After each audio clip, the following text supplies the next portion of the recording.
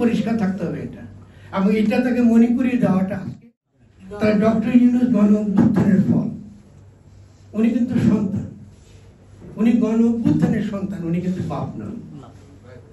খুব পরিষ্কার থাকতে হবে এটা, এবং এটা তাকে মনে করিয়ে দেওয়াটা। আজকে কয় তারিখ দেখেন, আমি অনেকদিন এতটা মাটি করে আমি তাকে এটা মনে করিয়ে দিচ্ছি না, বাপের নাম ছেলে দেয় না।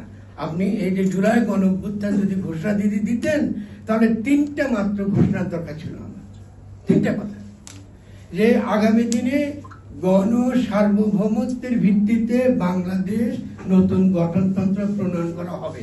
1 নম্বর, কি গণ সার্বভৌমত্ব, ইংরেজিতে কি বলে, পিপল সভারেন্টি বা পপুলার সভারেন্টি, জনগণই ক্ষমতা অধিকারী, জনগণের ঊর্ধ্বে কোনো আইন হতে পারে না।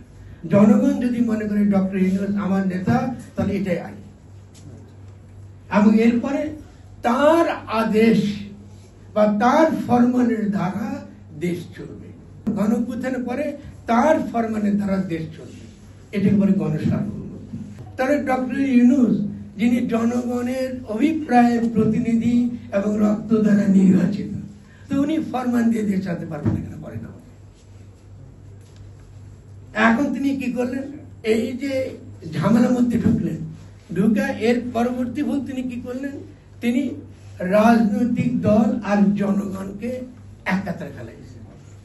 রাজনৈতিক দল মানে তো জনগণ না, গণ এবং দল তো এক না। রাজনৈতিক দল একটা ক্ষুদ্র অংশের প্রতিনিধি হইতে পারে, তাও সে প্রতিনিধি কেনা সেটাও বিচার।